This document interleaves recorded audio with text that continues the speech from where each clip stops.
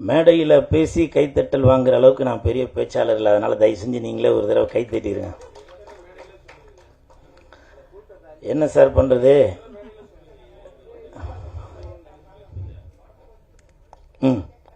சொல்லுங்கள் சார். இல்லை, இதுதான் சார் என்னோட ட்ரெண்டு இல்லைங்களா? இதுதான் என்னோட ட்ரெண்டு. இதை இப்போது தங்கச்சி நான் வரதுக்கு முன்னாடி சொன்னாங்கல்ல, வெந்து தெரிந்தது காடு சொல்ல போகிறீங்களா அப்படின்னு. ஸோ இதுதான் என்னோடய ட்ரேட்மார்க்கு. இப்போ நீங்கள் கேட்குறீங்க, வாஸ்தவம் தான். நான் சொல்கிறதுக்கு எனக்கு தகுதியில் இருந்தாலும் சொல்கிறேன். பாரதி ராஜா சார் பேசும்போது என் இனிய தமிழ் மக்களே அப்படின்னு சொல்கிறாங்க. நான் அவ்வளோ பெரிய ஆளாக சொல்லுங்கள். நீங்கள் என்ன கேள்வி கேட்டீங்க, நான் என்ன சொல்கிறது? இருந்தாலும் பரவாயில்ல.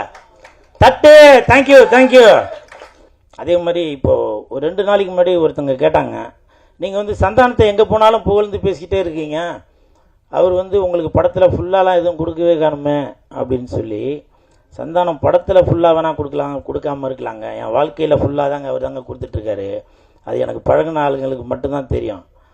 ஸோ அந்த மாதிரி சினிமாவையும் தாண்டி எனக்கும் சந்தானத்துக்கும் ஒரு கனெக்ஷன் இருக்குது. உதாரணத்துக்கு ஏன் இந்த படம் நடித்ததே சந்தானத்தினால தான்.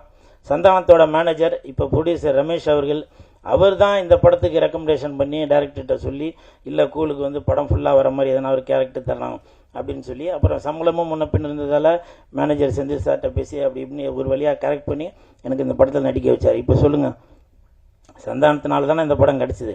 அதனால் வரலாறு தெரியாமல் ஏதோ ஒன்று பேசி விட்டு போயிடுறாங்க.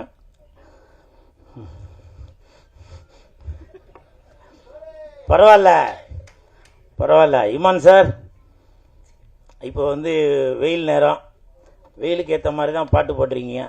குலுக்கு குலுக்கு குலுக்கு குலுக்கு குலுக்கு குலுக்கு நல்லா குலுக்கு, எனக்கு எனக்கு எனக்கு எனக்கு லக்கு நல்லா கொட்டி கிடக்கு, ஏ குலுக்கு குலுக்கு குலுக்கு குலுக்கு நல்லா குலுக்கு. நடுவுலையும் போட்டிருந்தாரு வாங்கி குலுக்கு அப்படின்னு. இமான் சார், உங்களுக்கு என் மனமார்ந்த நன்றி.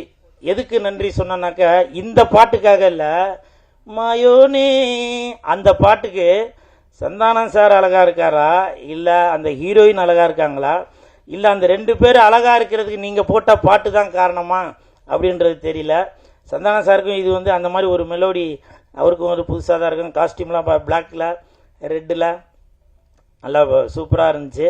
அதுக்கு பாட்டு போட்டு கொடுத்த என் நண்பனுக்கு என் மனமார்ந்த நன்றி இமான் சார். காரணம் என்னென்னா, இங்கே நீங்கள் தான் கிங்கு. ஸோ இந்த ஹோல் டீமுக்கும் என் மனமார்ந்த வாழ்த்துக்கள். செய்திகளை உடனுக்குடனும் துல்லியமாகவும் தெரிந்து கொள்ள சப்ஸ்கிரைப் பண்ணுங்க.